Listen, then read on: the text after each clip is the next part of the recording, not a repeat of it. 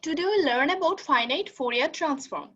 In mathematics, the finite Fourier transform may refer to either another name for discrete time Fourier transform of a finite length series.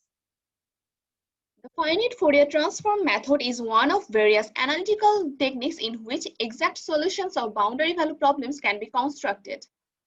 The transform exists for all bounded piecewise continuous functions over a finite interval. Finite transform consists of finite sine transform and finite cosine transform. Both of these transforms can be used to reduce a PDE to an ODE. So, and PDE is partial differential equation, and ODE is ordinary differential equation. Okay, so now the formula of finite sine transform is given here. And inverse finite sine transform is also given here. We can see these formulas.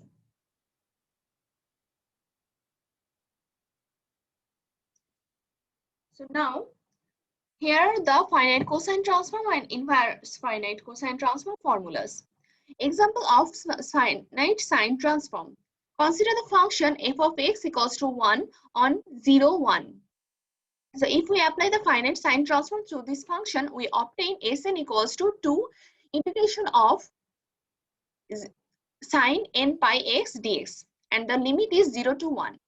So after integrating sine n pi x, we can get minus 2 divided by n pi cos n pi x, and the limit is 0, 1. So now we can evaluate the value. So first of all, we can put the 1 here, x equals to 1 here. We'll put the x equals to 1 first of all. Here 2 divided by n pi, it will be a constant, so it will be same all over the math. So we'll just write here 2 divided by n pi minus 2 divided by n pi, it will be same. So we'll just evaluate the cos n pi x for two different values, upper limit and lower limit. So cos n pi x equals to 1, we first put x equals to 1, so we can get cos n pi, x equals to 1, so we'll not write it here, just.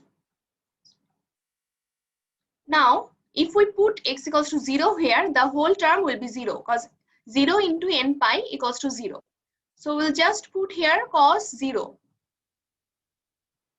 So cos 0, we'll just put here cos 0.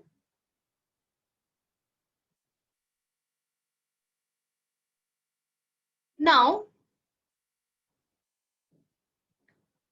we just put the values of cos n pi and cos 0. So how we'll get that? We'll see now. And minus 2 divided by n pi will be same, and cos n pi equals to minus 1 to the power n. We all know that cos n pi is equals to minus 1 to the power n, and cos 0 equals to 1. We all know this. Okay, now we'll divide it by odd and even number. If n equals to even number, suppose if we assume that n equals to an even number like 2, we can say that 2 is an even number. So we for even number we can put 2 for the n. If we put 2 here, or any other even number, 2, 4, 6, 8, whatever it is, we can put here. We just put here 2 for an example, n equals to 2. You can put 4, 6, 8 also, and other even numbers, because all even number power makes -1 0 1.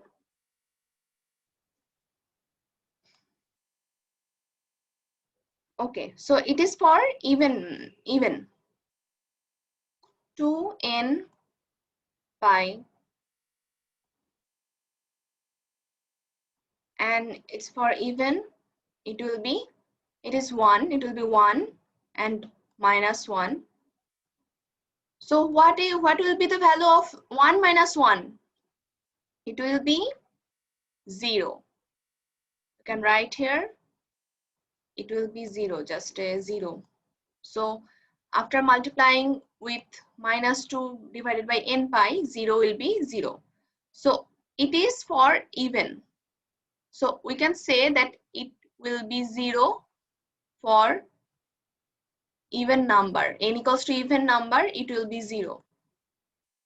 So if we compare this, we can see here it has been 0 for n equals to even. So now n equals to odd, what will we get? If n equals to odd, we will just evaluate. Okay, just we will evaluate for n equals to odd number. If n equals to odd number, suppose you can say that n equals to 1, 1, 3, 5, and whatever other odd numbers. Other odd number, you can put here -1 to the power 1. You can put other odd number also as your wish, but all will give the same result.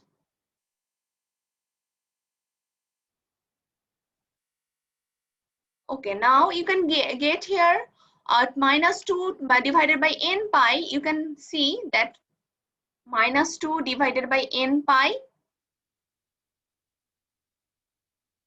-2 divided by n pi,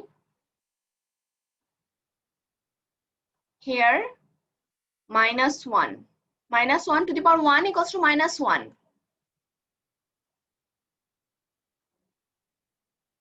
Okay, now it will be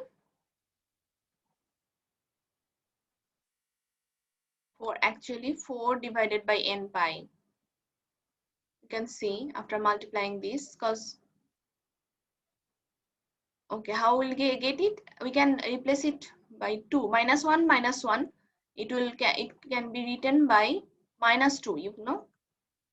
It will be written by -2. So 2 in so after multiplying this, we can get this. So it is for odd.